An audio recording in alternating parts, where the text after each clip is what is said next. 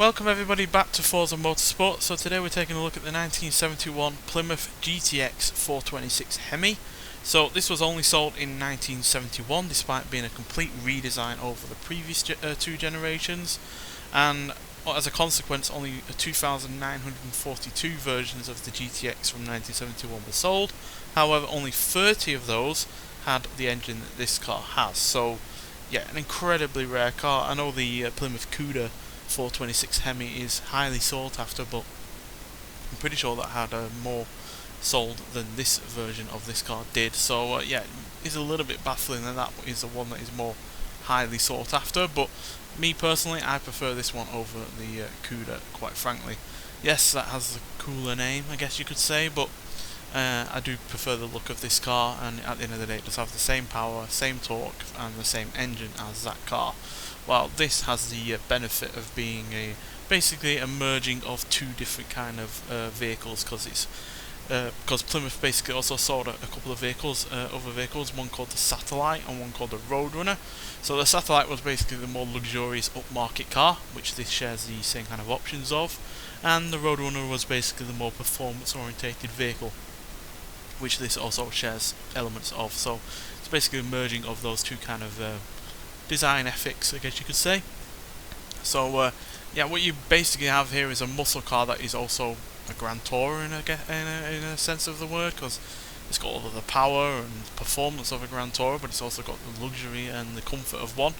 But it's also still able to rip-roar up the drag strip like every other muscle car. But yeah, as you can see, plenty of rear boot space, full size spare tyre in there, and yet you've still got all of that space to still use up, which is great. But then you've also got the decals, you've got the big rear spoiler, twin exhausts, which are properly large, and yeah, you've got the black vinyl roof, you've got the steel wheels, and then you've got the really rather nice front fascia that's going on as well, which yeah, I really like the look of. Then you've got the engine as well. So it is a HEMI, so it's a 7-litre V8 producing 425 horsepower and 490 pounds-feet of torque. Very few muscle cars from the 60s and 70s had any more power than that. The Chevelle from the 70s had more torque, slightly more in the way of power, but I've never particularly liked those cars as much as, say, this. I've always preferred the way that these deliver their power over those ones do. And yeah, this also has a 4-speed manual. It's got stiffened suspension and a wider track on the go as well. So it does have some handling on the go compared to some muscle cars of the same period, but by no means it's not a sports car. But what it does have is a really rather neat functional scoop hood at the front there, called an air grabber.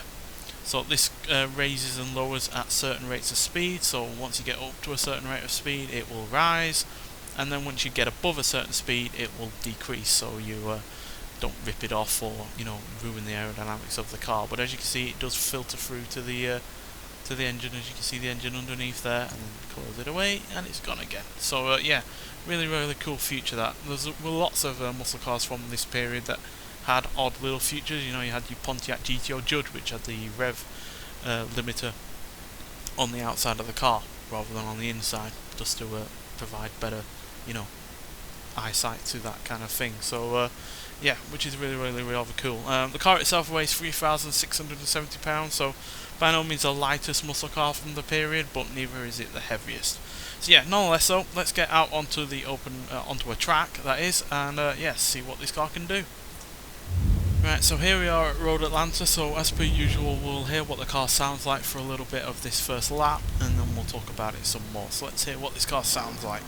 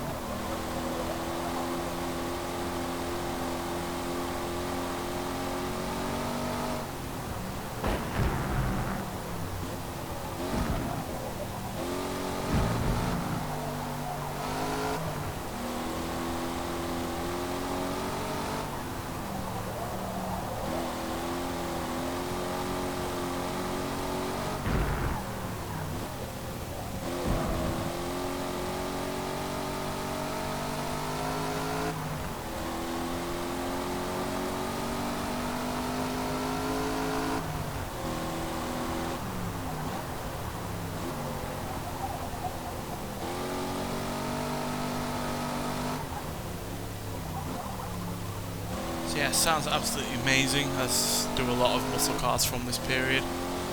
Completely unhindered by, you know, the kind of things that would ultimately kill off the muscle car for a great deal of time, and that's, you know, emissions controls and whatnot, which were needed at that time, no doubt about that, but the way that car manufacturers went about, you know, controlling the emissions of their vehicles was completely lazy and, yeah, uninventive or anything like that. So, yeah, but still, sounds great, because this is before, you know, such things were going on. It's one reason why these kind of cars did die off was because of the likes of the fuel crisis, but there were other issues as well, like rising insurance prices as well, which is why something like this did eventually fall by the wayside. But still, in terms of acceleration, you're doing 0 to 16 5.82 seconds, 0 to 113.1 seconds, and this is one of the rare muscle cars from this period that could easily crack 160, as it would do 166 miles an hour, and that's because it just has better gearing and quite a high revving engine for a car from this time. As you can see, it was more than 6,000 RPM, whereas, you know, you look at your Buick GSX or GNX or whichever one it was called around the period, barely do 5,000 RPM. Same with a lot of other cars like the AMC Javelin, and even your Dodge Chargers and Dodge Challengers would struggle. Well, they actually would do the same kind of RPM because they do share the same engine, but basically anything from Ford, yeah, would also not particularly do all that well in terms of top end speed or high RPMs. But yeah, don't get me wrong, this is still a muscle car in a lot of ways. It does have a lot of weight behind it. It's not got the best handling, even though it's better than some. It still is no sports car. It really does feel its weight. It's got properly heavy steering, and it's also not particularly responsive, and yeah, it doesn't have the brakes either. But, you know, the cars like this I enjoyed because they sound great, they look great, and they are a challenge to drive, and I do like a car that is a challenge to drive while still being fun in that regard, and this is both of those things. So yeah, highly recommend trying this car out if you haven't already. It doesn't cost all that much in terms of credits. I think it was 80,000, so it's not a lot to try out the car with. Obviously you can also go with free play and just drive it around as a rental, so if you're not sure. But yeah, easily one of my favourite muscle cars from the later period of the golden age of that kind of car, and it's one of the more unique ones as well with this engine. You know, with only 30 being made, it's incredibly rare. I doubt you'd ever see one for real, if there are that many of them left, that is, and if there are, they would be very, very well looked after, I imagine. So yeah, again though, highly recommend it. So yeah, you might be wondering why I'm reviewing this car, and that is purely because I've found several vehicles on this game that I just haven't, you know, reviewed in the past for whatever reason, be it because they didn't have a fully viewable car, or at least couldn't see the engine, which is one category of one reason, you know, criteria I set out for reviewing cars on these games, is that I at least have to see the engine, or if not that, some of the interior. Obviously there's some cars that you're not allowed to see the engine at all, and so that doesn't either throws them out of the window, or I just review them regardless. But with cars that do actually have a bonnet and do actually have an engine that is typically viewable, I do prioritise that kind of, you know, criteria. So yeah, and there are plenty of those on this game that are like this car, where you can see most, if not all, of the car. So yeah, that's why I'm reviewing them basically. So there are plenty out there that I'm looking forward to trying out.